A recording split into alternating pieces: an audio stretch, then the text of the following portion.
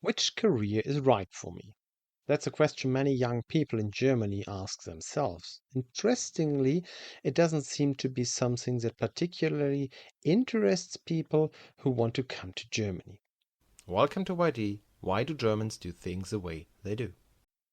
When people want to come to Germany, I often see questions like, where can I work? Who needs help? Where's the best place to find a job? I always ask, what have you studied or what do you enjoy doing? I've explained this quite often in videos here. Young people in Germany, especially school pupils, often have a different mindset. A few hundred years ago, it was often clear what you would become, the same as your father. The eldest son would take over the farm, or perhaps even the entire kingdom. But even among merchants, craftsmen, and even executioners, the trade often stayed in the family.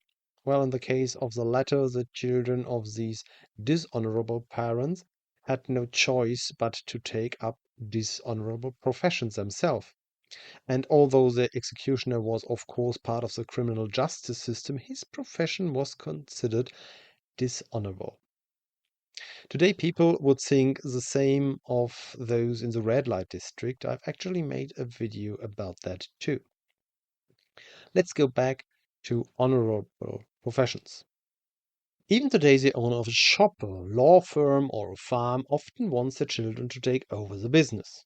This often works out as children are frequently brought up in this way from an early age, and children from families where one or both parents have studied are more likely to go to university themselves.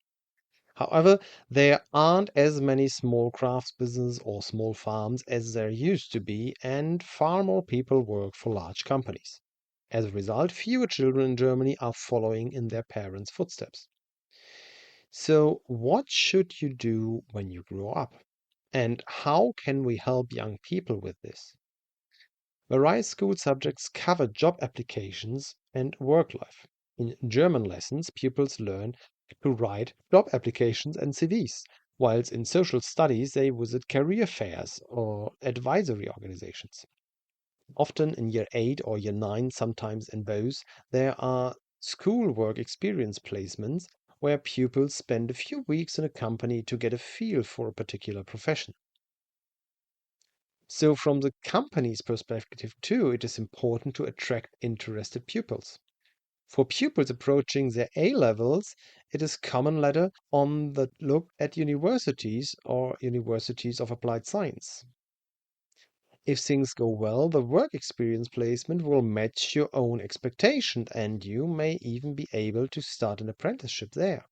I myself got to know my training company during my school work experience placement in year 9 and subsequently applied there successfully. Apparently, there are some countries where this isn't so well known, but here in Germany, almost half of people still do an apprenticeship. Incidentally, there are a few differences between the typical dual vocational training, such as a traditional apprenticeship as a joiner or industrial clerk on the one hand, and school-based training, such for nursing staff or childcare workers on the other. I've got two videos and a whole playlist on vocational training in Germany, which I'll be adding this video to as well. If the work placement does not work out, at least you'll know which profession or which company isn't the right fit. But what then? There are career fairs, especially for young people, often held in school, where companies introduce themselves and recruit school leavers. There you can read the company's information leaflets and ask the staff questions. Often, you'll know the company through people you know. Perhaps your uncle worked at one company or your niece at another. Your brother might have done an apprenticeship there in the past, or your granddad was employed by the company until he retired. And then, alongside advisory services, for example from the job center, there are also various providers of career assessments to help you find what suits you best. In the sources, I've linked a few websites that you can use without cookies or personal data. What they all have in common is that they ask questions. For example, here. Of course, the sites are in German, But you do want to work in Germany after all. There's no time limit either, so you could translate the page, but it's better, of course, to learn German. After all, the minimum requirement for an apprenticeship is B1 certificate. Let's take a look at one such run-through.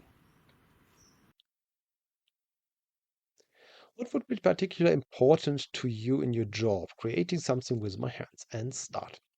What would you be happy to do without in your dream job? Seeing blood? Yes. Working at heights? No. Doing physical demand work? No. Spending most of the time sitting in an office? Yes. Speaking in front of a group? Yes. Traveling a lot? No. Studying? No. Working mainly outdoors? No. As a long-standing member of a sports club, you've been asked to encourage friends and acquaintances to join the club. What are your initial thoughts about this? That's not for me. Persuading others isn't my strong point. I'd like to help, but I'm not sure how to go about it. I've got a few points to make, so I'll just give it a go. I'll do it. I enjoy approaching people. Your mate shows you his latest tech gadget and explains the technical details to you at length. How do you react? I'm only half listening. I'm not interested in tech. I sort of understand what he's on about, but I don't really feel like chatting to him about it. I know from reviews that he made a good choice. I know my way around this sort of thing. I'm sure I can help him set it up. At school, you're set the task of carrying out a project in a small group to improve cleanliness on the school grounds. What goes through your mind? I'd really prefer to carry out the project on my own. I work consistently on my part of the project. I think we should divide the task equally and trust the others to do their bit. I'm glad I don't have to carry out the project on my own. The project you've been working on is now due to be presented to the class. It's your turn to present part of the project. How do you feel about it? My hands are already all sweaty from nervousness. Luckily, I've got some index cards I can read from. Speaking in front of the class isn't a problem for me. I'm really looking forward to it being my turn soon. How can you cut a cake into 8 equal pieces using 3 straight cuts? Next question, please. I have a quick look at puzzles like this, but I usually lose interest quite quickly. Most of the time, I'm fancy solving puzzles like this. Problems like this spark my ambition, and I enjoy solving them. For your birthday, you're getting a 3,000-piece jigsaw. Will you try to complete it? That's not my thought of thing at all. I'll give it a go, but I'll soon lose interest. That sounds like fun. Challenges like that are just the right thing for me. For your craft lesson, you're supposed to build a birdhouse. How will you go about it? I'll ask someone to put one together for me. I'll ask someone with DIY experience for help. I'll buy a kit that I'll still need to screw together and decorate. I'll get all the necessary materials from the DIY store and get started. Your sports club has asked you if you'd be willing to analyze member surveys. Will you take on the task? I'd rather not. I'm not the number sort of person. I'm not the best person for the job, but I can give it a try. Sure, I can do it. I used to enjoy that sort of things at school. Definitely, math is one of my favorite subjects anyway. You notice someone in town asking passengers for directions without success. How do you react? I carry on walking. The person will find someone else to help them. I'll move a little closer to see if I can help. If I don't know the way myself, I'll carry on. I'll ask if I can help and try to describe the route. I'll be happy to take a short detour and guide the person to the station. Carnival is just around the corner, and your friend has asked you for advice on his costume. Why is he asking me? I'm far too uncreative for that. With an eye patch, he would pass for a pirate, wouldn't he? We can jazz up the costume from the supermarket with a few extras. I've got the perfect costume in mind, and I'm already looking forward to bring it to life. You're almost there. What schooling qualification are you aiming for? Oh, that's a long list. I'll go for the Hauptschulabschluss nach Klasse 10, secondary school leaving certificate after year 10. My personal result. What sets you apart?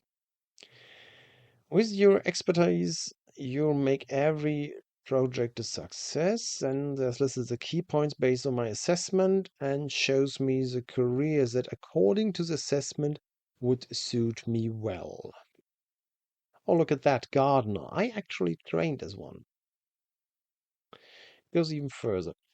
Here's specifically for dual vocational training, the duration of the training in years and the starting salary after completing the training. The results will then vary accordingly and depending on the site may differ. In this case, the questions were ones you ask with agree, disagree, or I don't know. And depending on the site, you'll tend to be presented with a selection of degree programs or vocational training courses, or some sites, however, you'll get both. How about becoming a firefighter, for example? You can also do it on a voluntary basis on the site, as I've shown here. So think carefully about what you want and what you're good at, and perhaps fill in a questionnaire or two to get some inspiration. Remarks, addition, and comments in the comments. Thank you for your attention. See you in the next video.